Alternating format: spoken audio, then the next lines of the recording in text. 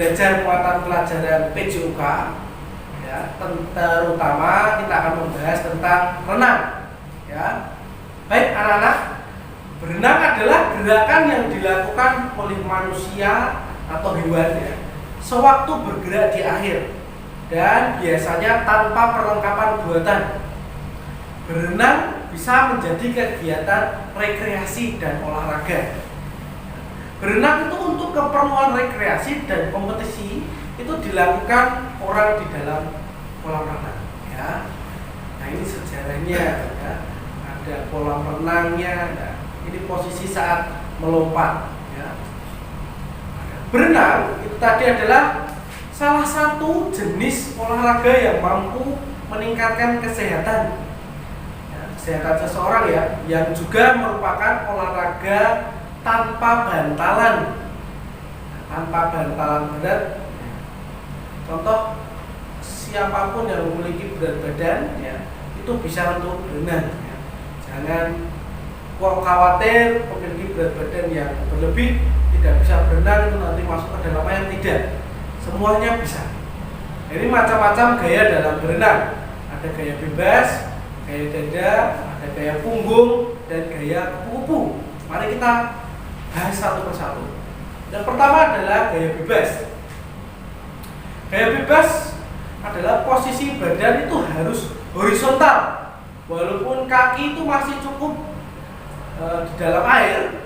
Ada beberapa hal yang perlu diperhatikan agar posisi badan sejajar atau horizontal, yaitu apa? Dahi dan telinga jangan sampai berada di atas permukaan air. Punggung dan pantat itu sedikit berada di atas permukaan air, maka otot-otot perut dan leher itu bisa rileks. Nah, ini gerakan gaya bebas. Nah, gerakan kaki pada renang itu memberi dorongan ke depan, mengatur keseimbangan tubuh. Adapun cara melakukan gerakan kaki pada renang gaya bebas itu yang pertama, gerakan kaki dimulai dari pangkal paha sampai dengan ujung jari kaki ya. Jadi yang digerakkan itu. Lalu pada waktu gerakan kaki ke bawah harus disertai cambukan dari pergelangan kaki. Gerakan kaki ke atas dilakukan lemas, rileks. Jangan sampai keluar dari permukaan air. Ya. Gerakan kaki ke atas ke bawah dilakukan secara bergantian. Nah, maka nanti akan muncul atau timbul gerakan untuk ke depan.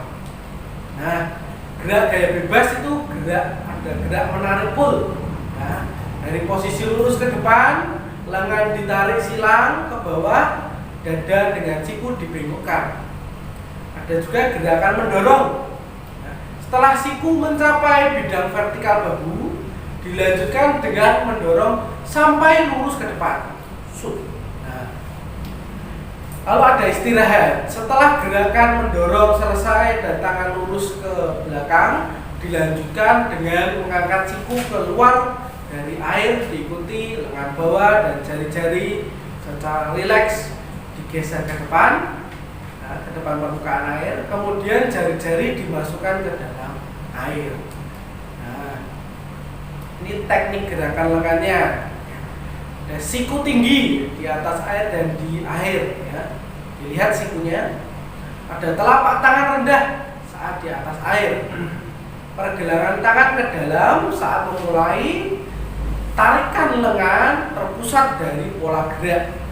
Ibu jari menyentuh paha. Pada gerakan lengan adalah pola gerakan huruf S, seperti huruf S. Nah, ada dorongan kelajuan nanti akan timbulnya. Nah, sekarang ke gaya dada. Gaya dada atau gaya katak adalah berenang dengan posisi dada menghadap ke permukaan air, namun berbeda dari gaya bebas. Batang tubuh selalu dalam keadaan tetap. Dada yang ditonjolkan adalah dada. Nah, seperti ini gambarnya. Gerakan kakinya bagaimana? Tekukan dengkul kaki ke dalam, ya. Lalu kemudian pantulkan atau tendang lurus dengan posisi kedua kaki renggang atau terbuka. Kaki tetap lurus, kemudian rapatkan, pastikan telapak kaki kiri dan kanan agak bersentuhan. Ya.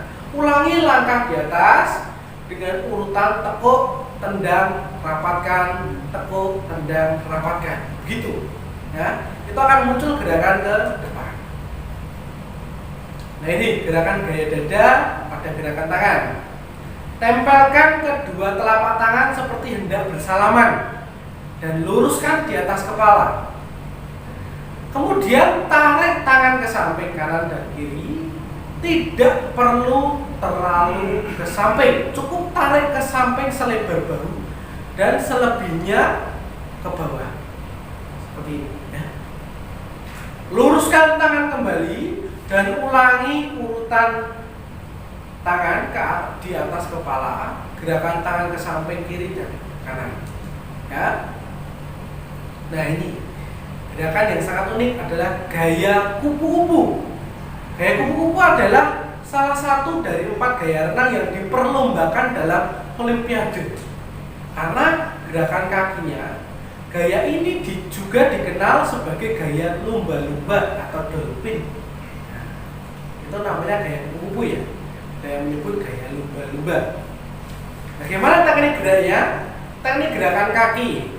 Posisi awal kaki dan paha dengan posisi lurus. Dengkul tidak boleh ditekuk. Bisa dilihat di gambar ya. Juga kedua telapak kaki dalam posisi agak berdekatan. Ya, agak rapat satu sama lainnya. Kemudian gerakan kedua kaki secara bersamaan sedikit ke atas permukaan air.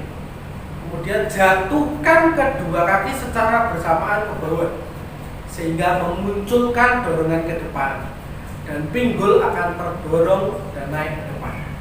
Ya. Teknik gerakan tangannya, posisi awal kedua tangan lurus ya, di atas kepala. Kedua telapak tangan berdekatan, tetapi tidak perlu menempelkan satu dengan yang lainnya. Kemudian tarik kedua tangan ke bawah secara bersamaan, terus tarik sampai ke belakang. Kemudian angkat kedua tangan secara bersamaan. Ya, keluar dari permukaan air dan ayunkan kembali. Nah, ini akan muncul seolah-olah seperti gerakan kupu-kupu. Nah, yang terakhir adalah gaya punggung.